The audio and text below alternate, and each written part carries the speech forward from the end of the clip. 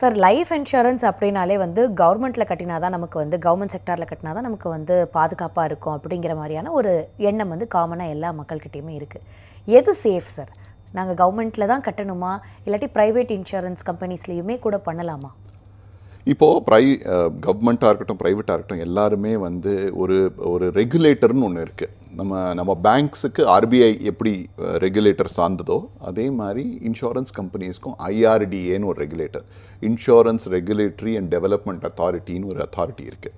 So அது இருக்கிறதுனால உங்களுடைய பணம் வந்து கவர்மெண்ட் இன்சூரன்ஸ் கம்பெனியில் எந்த அளவுக்கு சேஃபாக இருக்கோ அதே மாதிரி தான் இந்த ப்ரைவேட் செக்டர்லேயும் இருக்குது. ஏன்னா அவங்க மானிட்டர் பண்ணி, அவங்க ரெகுலேட் பண்ணி பண்ணுறாங்க.